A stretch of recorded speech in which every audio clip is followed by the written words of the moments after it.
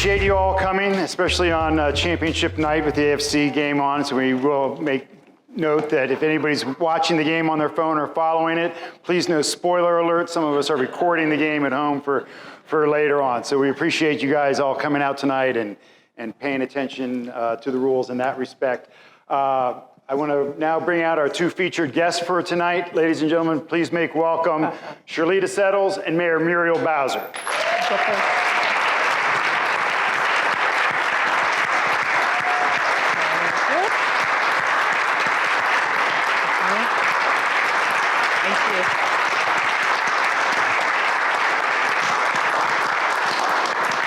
So I do want to acknowledge a few people who are in the room tonight. We have Councilmember Matt Fruman, your Ward 3 representative here in the front row. We also have several members from the Palisades Community Church, including the pastor, and we also have several members of the Community Advisory Board for the Palisades Hub here tonight. So we appreciate all of them coming here tonight. Do we have any ANC commissioners here that I'm not aware of? Because I would like to acknowledge them. If we do, we don't, because they're probably hard at work making your quality of life so much better in the street. So we appreciate that.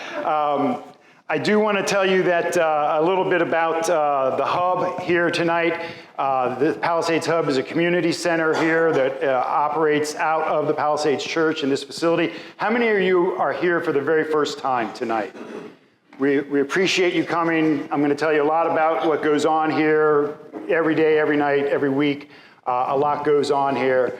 But as I mentioned, this is the 100th anniversary of this church serving the community here in Washington, D.C. And we're honored to have Mayor Bowser here to help celebrate the kickoff of this year. And to get things started, the mayor is going to present a proclamation to the church. So I would like to ask the church members and the community board members to come up here and stand behind us as Mayor Bowser presents this proclamation. Don't be shy. You know who you are. And Councilmember Fruman, if you could join us as well, of course. And I would be remiss if I did not identify the Deputy Mayor of Planning and Economic Development, John Falchecchio, is here. And my esteemed colleague from the press, Tom Sherwood, who everybody knows and loves, is here as well tonight. Mayor Bowser. Well, thank you, Mark, and I want to thank you for inviting me, and I am pleased to be here to help the church celebrate 100 years, and I will present this proclamation. It says, so whereas on January 1923, the Potomac Heights Bible School was founded in a storefront on Conduit Road, now MacArthur Boulevard. In March 1923, thanks to fundraising by the ladies of the church, a down payment was made on its current site at 52 Cathedral Avenue Northwest. And the Potomac Heights Community Church opened in September, serving 11 charter denominations. And whereas membership in the new church was open to residents of any denomination, and in September 1923, the church hired Reverend Oscar Randall as its inaugural pastor. And whereas the 1950s brought great change to the church and its home community, with the neighborhood and church bearing the community's new name, the Palisades. It also saw a devastating fire that destroyed the church, followed by it being rebuilt along with a new school building. And whereas current pastor Reverend Ryan Thrasher, along with the Palisades Hub Executive Director Julie Simonton, are together prayerfully and civically ministering to the Palisades community. And whereas in 2021, the church reimagined its property as a new community hub, the Palisades Hub, and is now in the process of renovating its building into a nonprofit community and spiritual gathering space. As the Palisades Community Church celebrates its centennial, I hope it will remain an integral part of the Palisades community for centuries to come. Now, therefore, I, as the mayor of Washington, D.C., do hereby proclaim January 29th, the Palisades Community Church Day in Washington, D.C.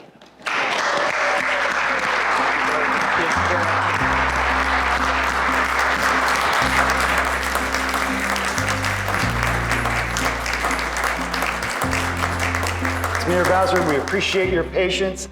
As I said, this is usually, always, you're the first non-musician to do it here. We wanted to have music, so we chose Shirlita Settles. And there is a good reason, other than her fabulous voice. She has a real connection both to you and the city as a friend and employee. You want to just talk a little bit about Shirlita? Well, first, I'm kind of a little dumbstruck seeing you in a different element. Yes, and a kinder, gentler kinder, Seegers. gentler, suited. Hey. It's very pleasant. It's great to see you, Mark. Thank you. And also, Shirlita is a dear, dear friend of mine. We were neighbors for 16 years in Riggs Park, and now we're neighbors again where we live now in Colonial Village. And as I was listening to Shirlita sing, she has a lot to do with why I'm mayor right now. When I moved to Riggs Park in 2000, Shirlita was she was my ANC commissioner or she was going to be the outgoing ANC commissioner. But whatever time it was, she decided not to run again. And if she had run, then I wouldn't have been an ANC commissioner, I wouldn't have been a council member, and I probably wouldn't be mayor. So would Shirlita be mayor? Shirlita could be mayor. And Shirlita works at DC Parks and Recs during the day. She does, and she's amazing with kids. She's amazing with that community center that we have in Riggs Park is there largely because of Shirlita's advocacy, really working to make sure that the community not only got a beautiful football field that it deserved, but the community center that it deserves. And she just has a wonderful, wonderful way. As you can see with her dance partner that she's not that tall, but she just carries a big presence with the kids. You would think she was 10 feet tall, the way that she works with kids and really gets the best out of them. Well, we love Shirlita, and we appreciate you being here, Shirlita, and we really do. So let's talk a little bit about music, and let me start with you growing up here. You're a DC native. I am. I guess like a lot of us, your parents, you listened to whatever your parents or your siblings were listening to. What was Muriel Bowser listening to when she was growing up here in DC? I recently saw a show with a band that I feel like defined my childhood, and they were here in DC last year or the year before, like right as the pandemic was, winding down, and it was New Edition. And we just had the most fun at that New Edition concert. And seeing them now so much older reminded me that I'm also so much older. But I just loved the music then, and I continue to love it now. And so in a lot of ways, that kind of boy band, pop, R&B was what I grew up with. And how about today? Are you still stuck in the past, or what do you listen to today? I do listen to a lot. Well, really, I listen to Kids Bop Kids. That's what. If you don't, some people in the audience may not know what Kids Bop Kids is, but I have a 4.5-year-old, and I discovered it because it is popular music sung by kids. And they have videos and also dance along music. So right now I'm in the Kids Bop Kids. But I am a die-hard Prince fan. And so when in doubt, I will always play Prince. Did you get to see Prince in concert ever? I did. Yeah, how was that? Where did you see him? The last time I saw him, I saw one of his last shows in DC, and he had been in DC and he came to the Warner Theater, and that was the last time I saw him. I saw him previous to that at the 930 Club. It was a great show at the 930 Club with Prince. And I happened to have fantastic seats the last show at the Warner Theater, and I'm sure that he saw me. I'm sure. I was. You guys made a connection? Up in the balcony, like stage center, and I'm sure of it. So, I miss him like so. And how do you consume music? How do you buy music? I have one of those subscriptions, I think. I listen to it in the car when I'm in the car, and I listen to music on Alexa. Primarily is how I get music now. And you talked about growing up with GoGo. You, along with the council, recently designated GoGo as the official music of DC, and now I think we hear it when we dial 311. And I know, wasn't that a great idea? Yeah. I have to tip my hat to our team over at the OUC who thought, and then it's something, what is it, Just Cranking or something? They have something that they dialed into for Just Cranking, and now that is what you hear when you're on hold. But I think it is, and we should recognize the council's efforts and our own to designate GoGo as the official music, because there is a fear that the musicians aren't being trained and coming up in the same way that they were. The places to play music aren't as plentiful.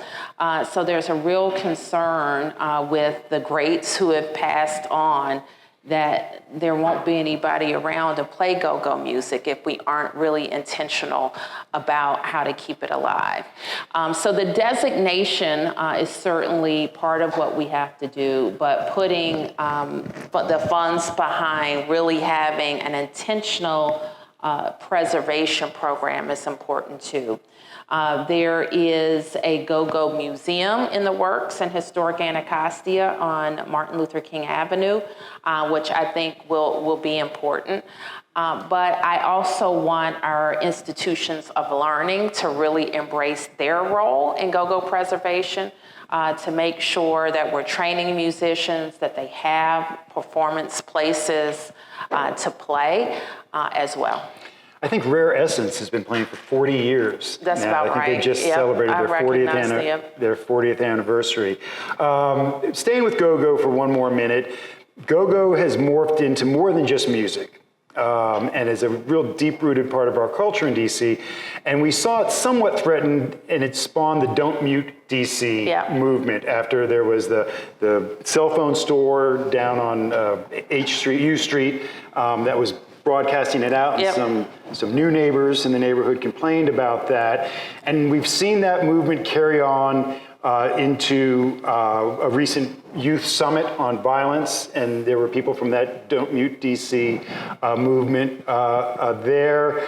What role do you see Don't Mute DC, GoGo, and music in general helping with what we're seeing in the streets today? Well, I think the Don't Mute DC movement was an important one, and it's one that is long lasting, and it was organic. It was a protest movement, but it also had a very positive message, like this is our music, and we want to protect it, we want to preserve it, and we also see it as a vehicle to deal with this old DC, new DC divide. And I've seen it in all of my time in public office, and I think it is a very interesting thing for us to tackle as a community, but also a very necessary one, because when we can capture the energy of people who are, and you've heard me say this before, who've been here 5 generations like my family, or 5 minutes like some of our neighbors, like we're all here now. So how do we capture that energy? And I think it is always best in environments where there is not a conflict. And music can be that vehicle. I always tell people too, like community events, like gatherings like this that aren't sponsored by the government, but are community born, block parties, just other gatherings where neighbors are coming together, not to solve a problem or deal with a conflict, but to get to know each other. And I think music can be that backdrop. Now, Don't Mute DC is also just really important because you have some real organizers involved in that movement. It has, just academic underpinning, so that's why you see a lot of the talks and lectures that surround the Don't Mute DC movement. So it's a really long-standing movement. And it is it's about the music, but I think largely what people say is about the culture. So I'll stay on this thread for just a couple more questions. We recently saw, because of the violence that we've been seeing, you recently held a summit with all, I believe, the principals of DC Public Schools. And you had a press conference afterward where you mentioned that one of the principals brought up to you was the music that kids were listening to. And we also saw Cortland Malloy write about the Youth Summit recently, where one of the youth participants quoted, I believe, a rap song just about the disparity that a lot of kids are feeling, that they feel this fake love from adults, and they're growing up with a mom who's doing her best and a dad who might be absent or worse, in prison, something like that. And what can you tell me about how, good or bad, and going back to that principal who mentioned music in your summit, can you expand a little bit about what that conversation was like? Well, I think what we see in the music that I'm concerned about that's promoting violence, like it is violent. It's talking about guns, and worse than that, it's talking about escalating beefs and fights, and it's being communicated in music. And we see it, and it's not localized. Like, we've seen it spread around the country. It could be Chicago, it could be New Orleans, and it's kind of showing up in our music. So I think that is some of what the principal was talking about. But then we'll see it. Those are like real rappers that are doing that. And then you get kids that are making music that are, just making it on their cell phones or on, other equipment that are amateurs. But that kind of communicating these beefs and violence is ongoing. And when I say the kids of today are kind of dealing with influences that we didn't even have, because we didn't see that in music, and it didn't communicate at the speed of light on social media, and it wasn't forever in people's streams. So there's a lot for our young people to deal with. Now, how can you turn that around so that the attention that kids are getting from this negative music, how can we think about turning that energy into something positive? And some of the folks and organizers that I've talked to around this was like, we have to replace that. They're getting instant attention and gratification. You know how the social media works. And they're getting it for negativity.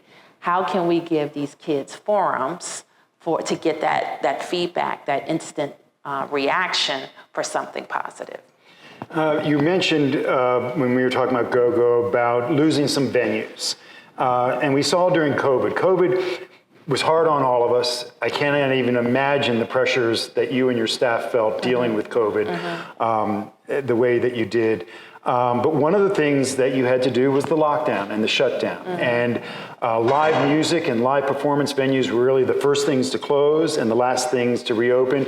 And we lost a couple of venues during the course of that. Can you talk about what your administration has been doing to support these live arts, whether they be plays or music venues, to stay open or to get back on their feet after the pandemic? Well, I am happy to talk about that, Mark, but I don't even think that we realized how complete and how missing live music was. And we're in a church. They were also one of the first venues with live music to be shut down. And in church communities where music is part of the ministry, it was, it really hit church communities hard as well. And so we, throughout the pandemic, we got out millions and millions of dollars of relief funds, the live venue funds in particular. We did everything from figuring out how the government could work with artists for some of the programming that we were doing, so that we were infusing cash into our programs as well.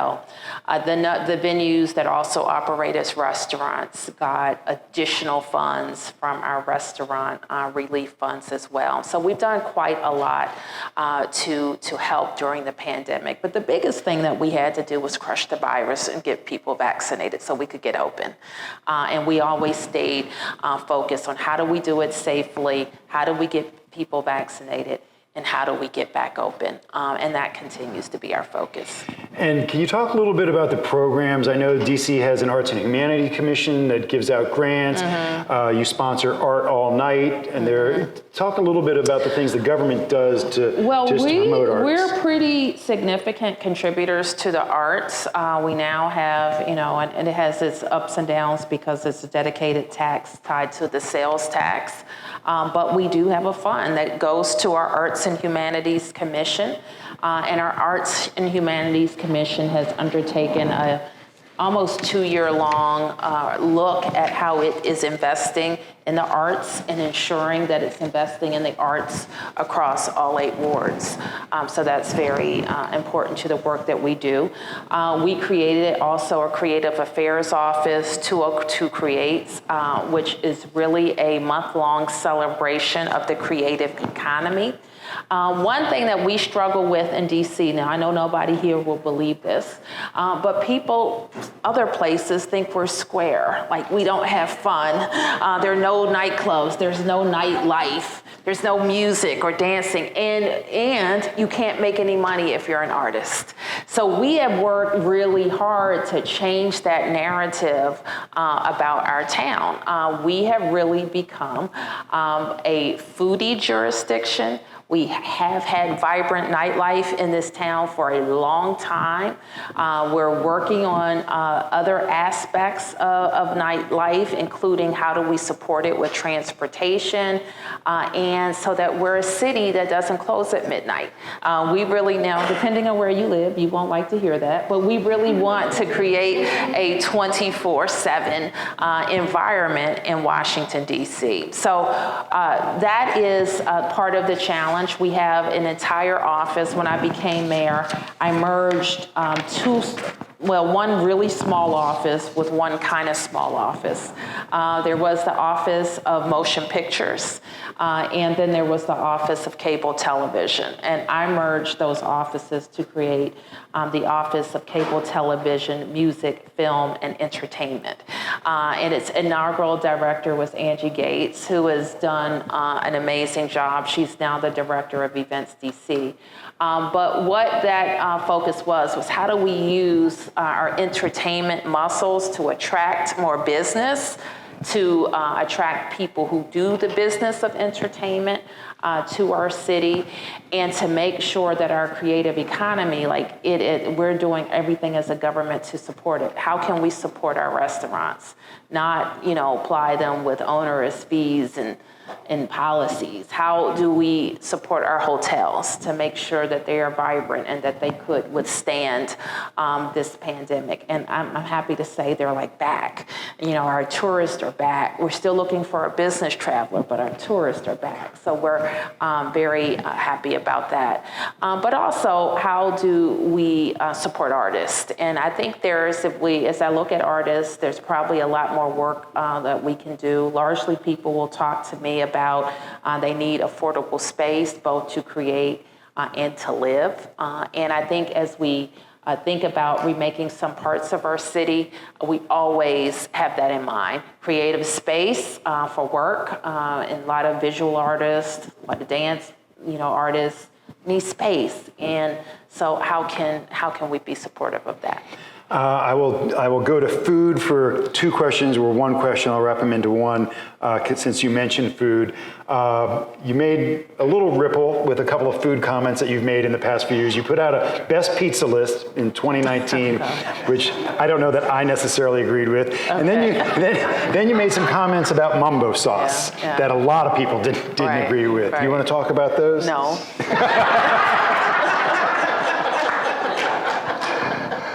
We can move right on. I've got more questions. I wanted to play the video, but I did not bring the video to play. But a video surfaced of you not long ago. I think it was MLK Day, doing jump rope with some kids on the street, and it looked like you were doing double dutch in your high heels. Yes. Quite proficiently. Yeah, better than I could ever hope to do. Where did you learn, and how do you? You just hopped right in there. Well, I know how to jump rope. But that's kind of part of the culture of kids. I know how to jump rope. I can ride a bike. I can roller skate. A lot of us can ride bikes. I can do that. I should not have done that because my knee hurts right now for doing that. But yeah, I like to jump rope. We jump rope. Like we grew up at a time, and I don't know, you know. I'm older. I don't know. Yeah. But I grew up where, you know, you went outside to play and you didn't have all of these, you didn't have like fancy things to play with. So you jump rope. We drew on the side with rocks. You know, we ate mud soup. I mean, like we did crazy things, but we played, and jumping rope was part of that. And it's kind of a resurgence, I think, of double dutch. I think kids still play double dutch and have competitions and all that good stuff. Maybe you'll bring it back. Maybe you'll make it hip again. Let me ask you about, you talked about preserving and educating people on GoGo. The district has a flagship school, Duke Ellington School of the Arts, which is a school that attracts a lot of great talent. We've seen Dave Chappelle there, obviously, recently. Can you talk about that and then just how music is taught in other schools, other DC public schools?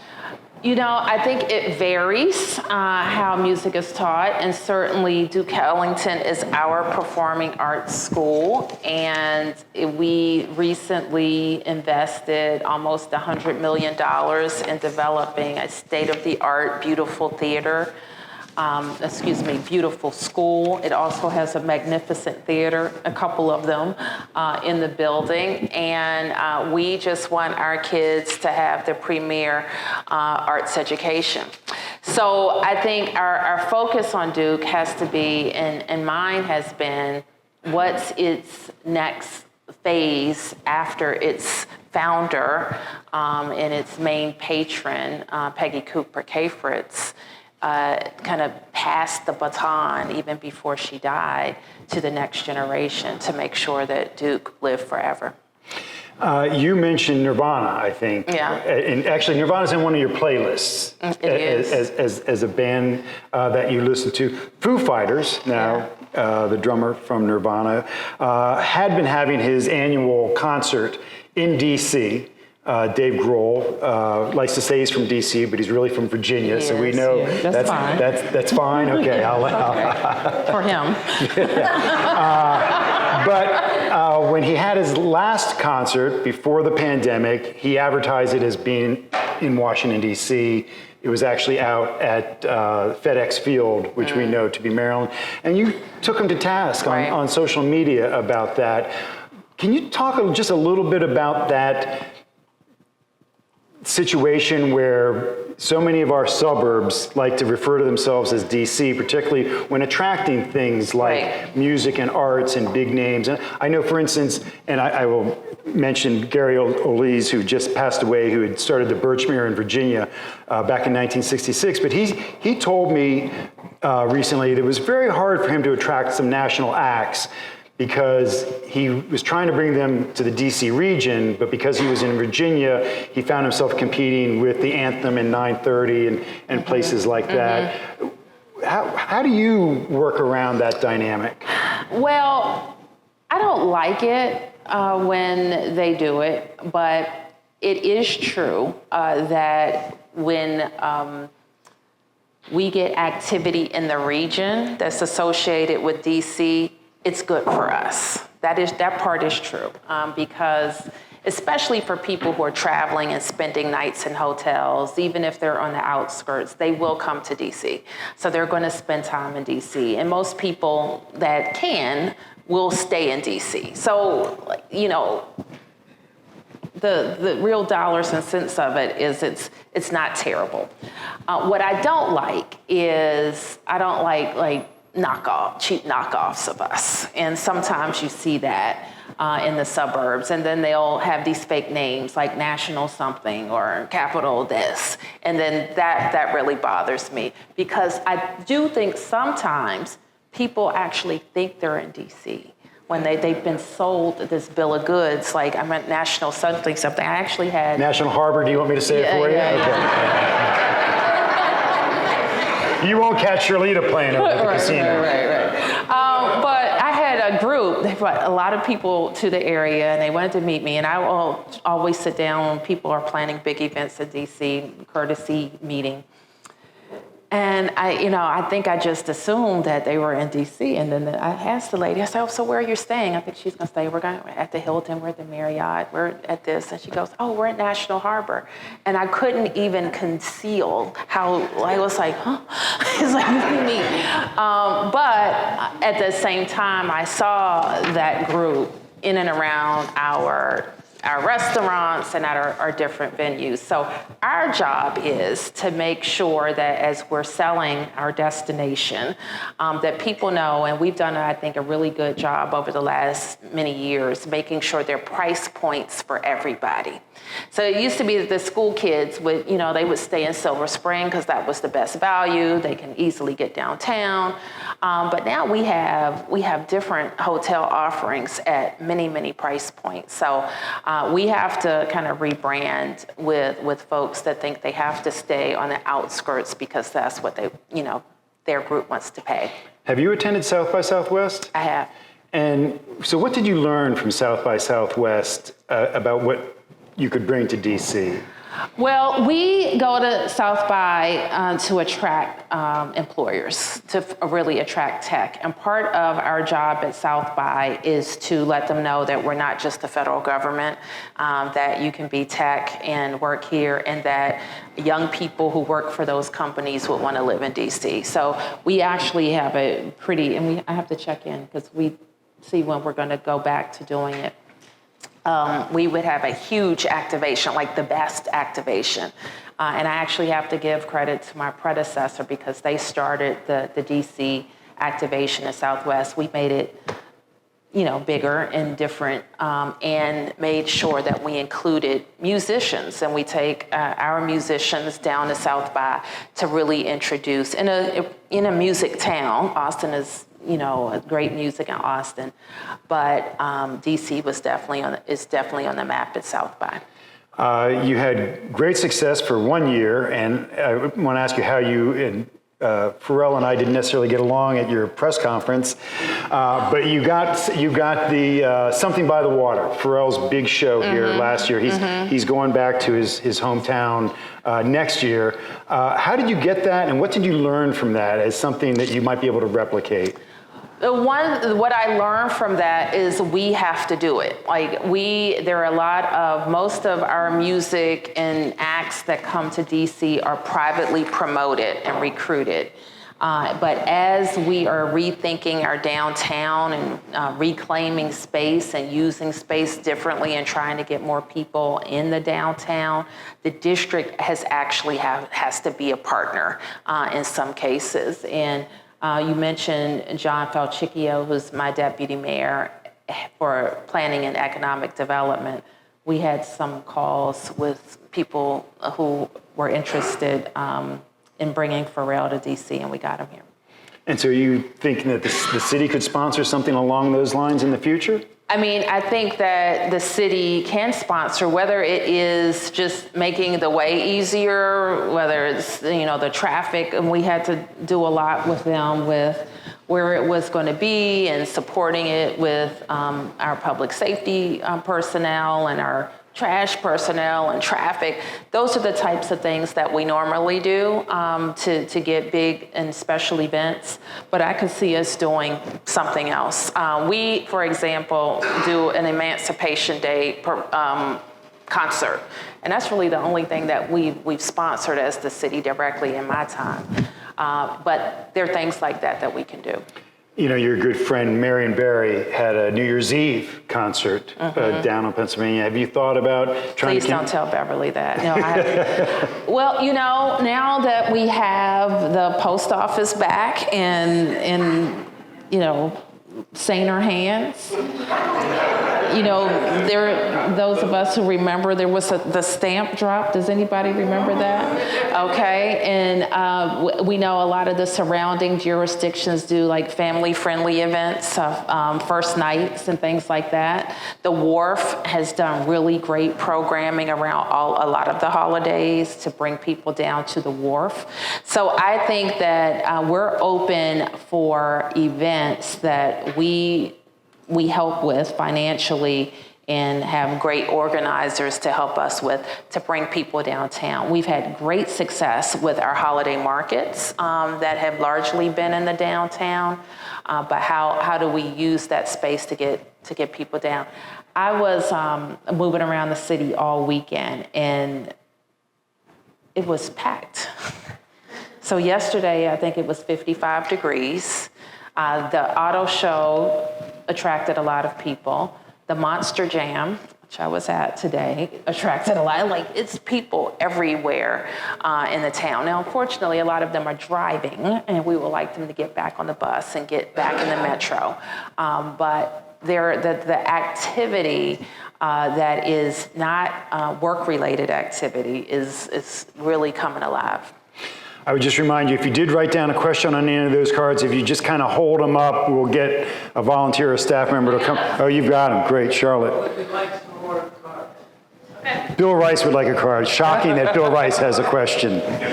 And I would just mention Myrna Silson, who has kept music alive through Middle C Music for so many years here in Washington, D.C.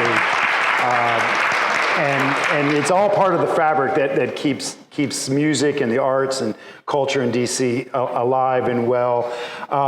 Let me ask you about one venue in specific, Blues Alley.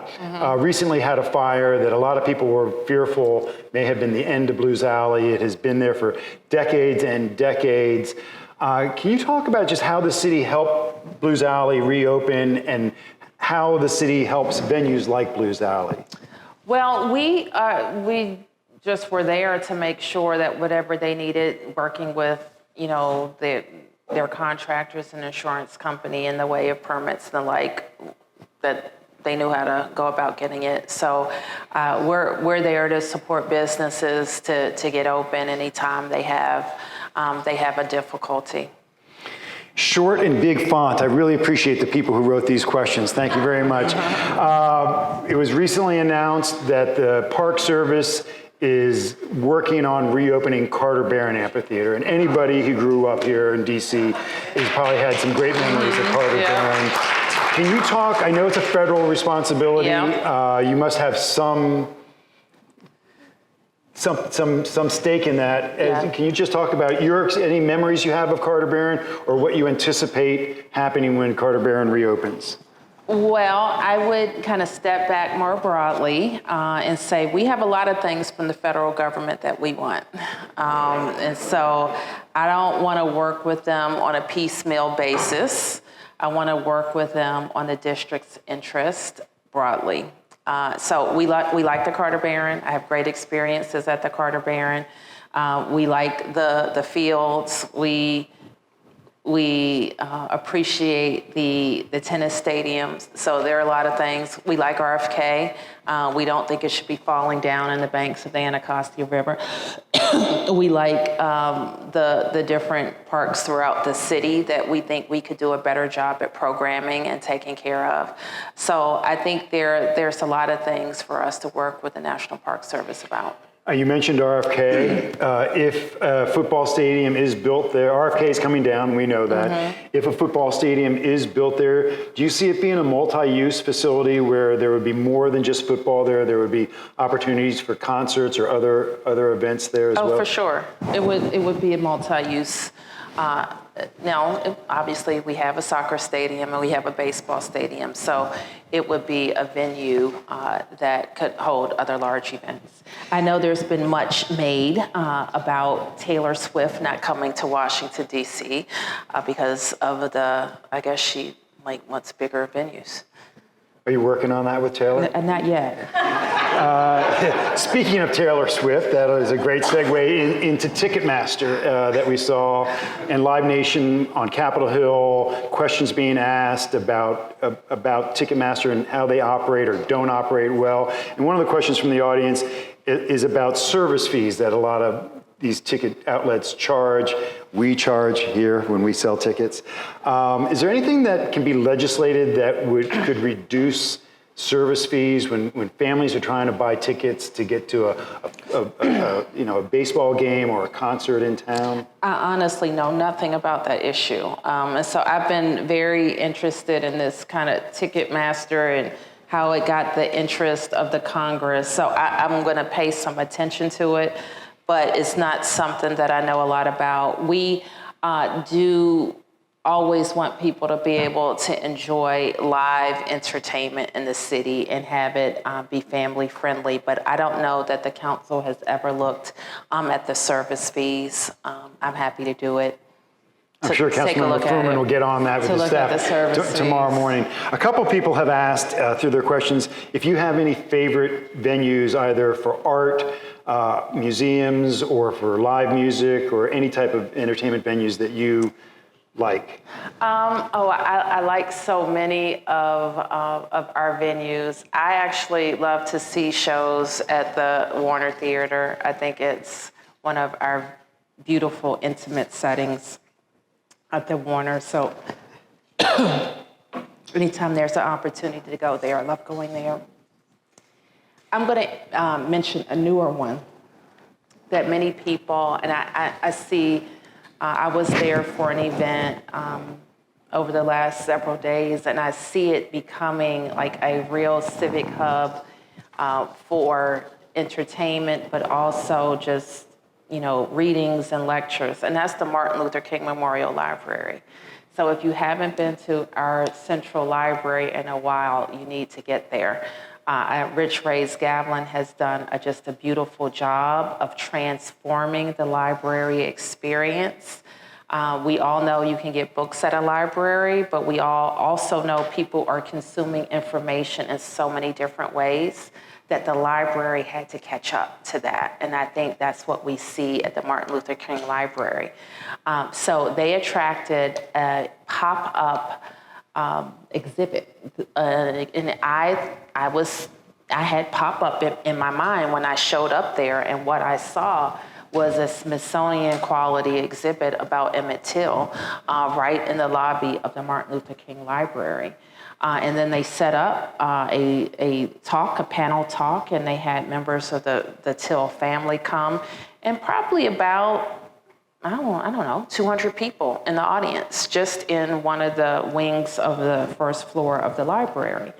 And as I'm sitting there, they set it up so it's right in front of one of the main tall glass windows, and I just see people walking around, enjoying downtown, while at the same time inside our library, people are having this great talk about Emmett Till. So I just think that we have so many venues in the city that we have to think about, using them to their max. And that includes some really great spaces in our schools and great spaces in our rec centers that we can use for a lot of things. We were just at an opening for a new school, and I'm going to forget the name, but where were we? It was it's the school that gives the college credits as well, but they had a performance space. We were at Bard, yes. Yes. Right. So all the schools have just amazing school facilities. Now, I know I've been mayor for 8 years. I haven't completely broken down how we can centralize the request for those spaces, because I think most DC residents would be pretty shocked at the quality of some of the shared space that we can use.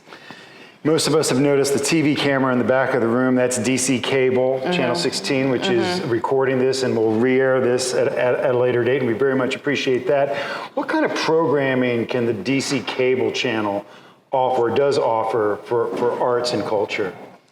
Oh, any number of things. I think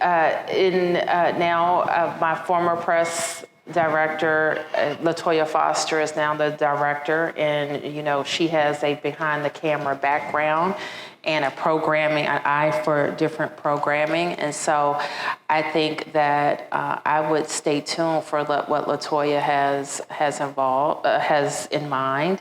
I will say we used our cable channel when people were staying at home and under quarantine. And we just were able to attract a lot of talent to help keep people engaged during that time, from 6 a.m, where we had our Fit DC, Get Up and Move for seniors, you name it. Those were opportunities there. So Part of what we do is it's a public service, and we don't think of ourselves as competing with other of our commercial partners, but we want to keep people engaged with the civic life of DC on 13 and 16. You mentioned you listen to music, you have one of the services that you subscribe to.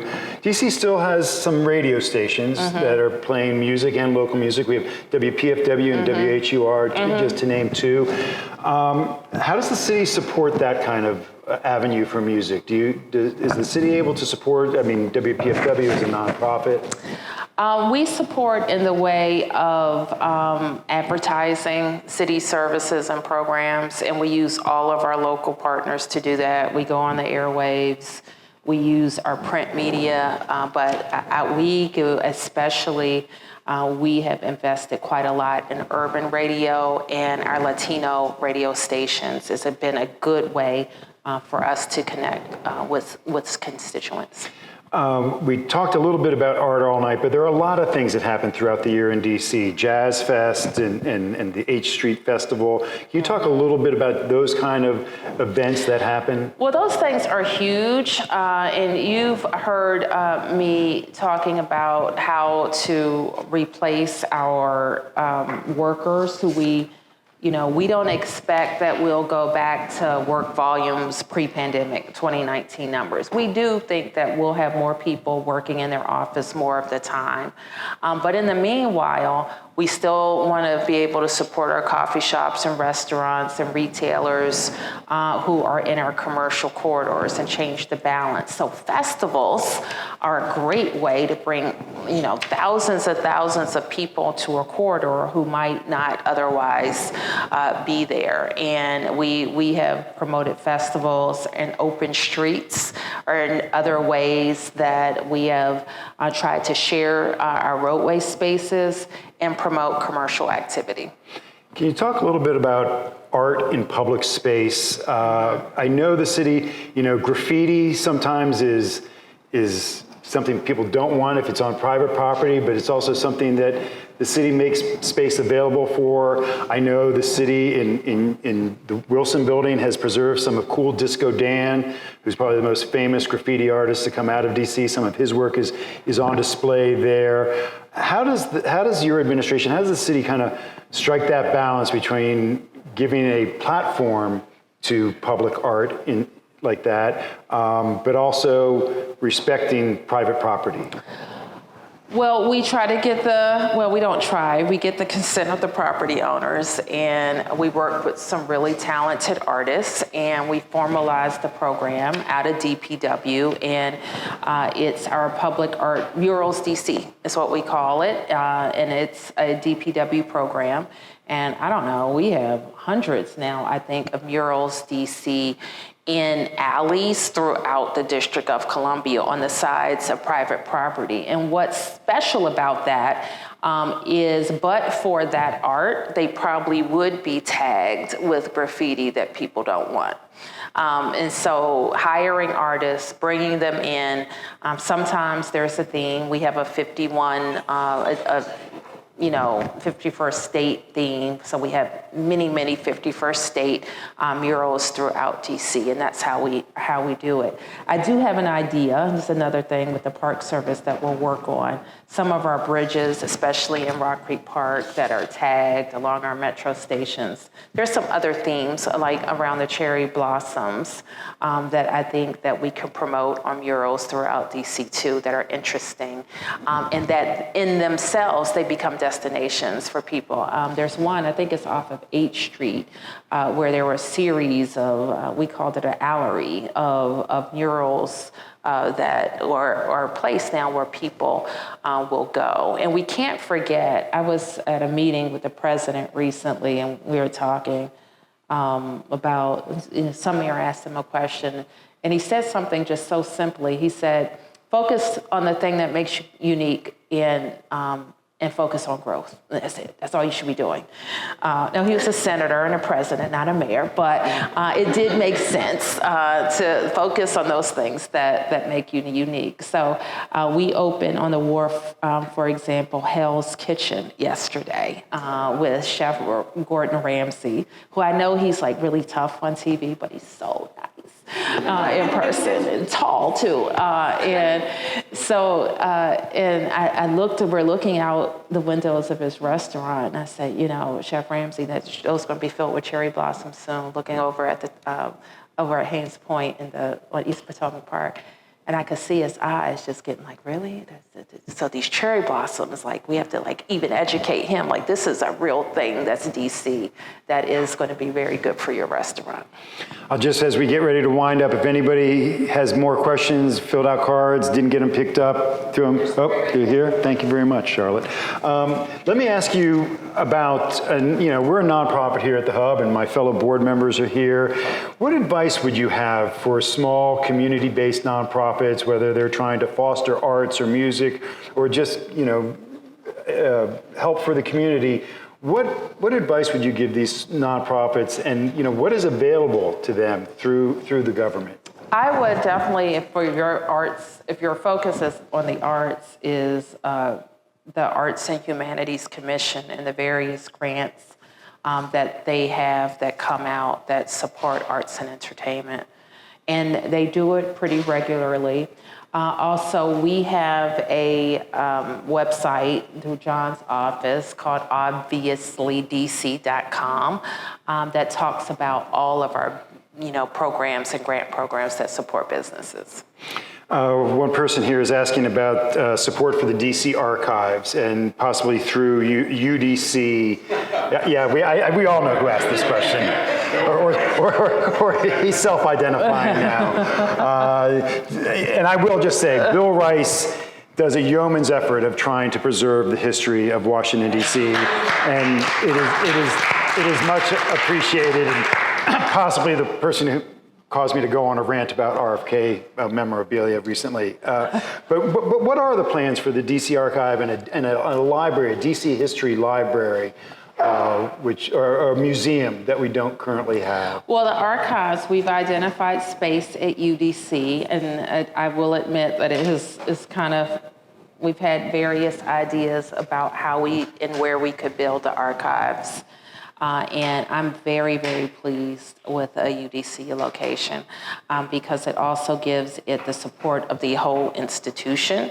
We have a great archivist, and we'll have the space to both archive materials, but also display materials.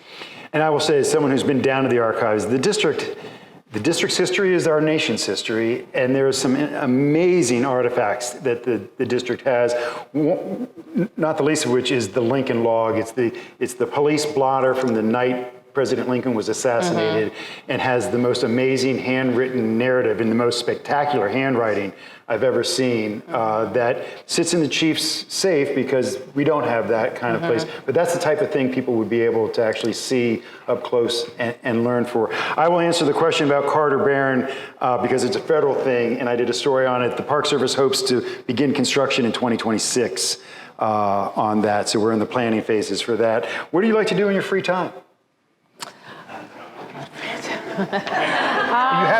You must have so much free time as a single mother running the nation's capital.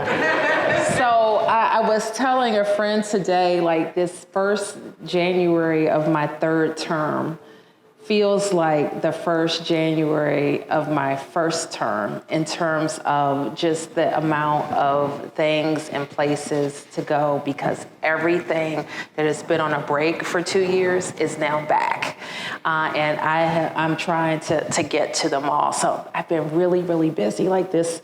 I think this will make my third 7-day week this month. So it's just a lot going on, but I love doing it. So I'm kind of a homebody. My family's here. I have 80-some-year-old parents that I try to see all the time. I'm making sure my daughter is getting into a lot of things. And I like to walk in the park, spend time with friends. Stuff like that. One of the questions that I'll try to ask, but they wrote in very, very small but legible handwriting. Are there any music programs or attractions on the horizon in DC that are targeted towards sensory-sensitive demographic, such as children with autism? I don't know the answer to that question, but it is an important one as we think about our out-of-school time in before and after care and summer camps. I do think there's a lot of opportunities for us in DC to make sure that we have programs for kids of all abilities, and there's some gaps. And I've heard a lot from families around that before care, after care, that they just don't feel like we have programs for their kids. And that goes for, I think that could be said for all of our out-of-school time. So I have a focus in my time in office on expanding those out-of-school opportunities. We're looking real closely at free aftercare and before care for our public school kids. And so as we look at how to do that, not just what it would take to open those for those hours, but how do we have quality programs for those hours across all 8 wards? I met with a parent group this week, and I told them the last thing we want for our new out-of-school opportunities is for every parent to think that they have to come to Ward 3 to get a great opportunity. We want there to be quality opportunities across the entire city. And that's the challenge of us ramping up new programs, but I'm for it. Well, we appreciate you being here. If Shirlita's band is within the sound of my voice, we're going to bring them back up here. Shirlita will wrestle them away from the football game, and we appreciate nobody giving a spoiler alert on the football game. Mayor Bowser, on behalf of the board, the Palisades Hub, the Palisades Church, we truly appreciate you being part of Backstage at the Sanctuary. My pleasure. Ladies and gentlemen, Mayor Muriel Bowser.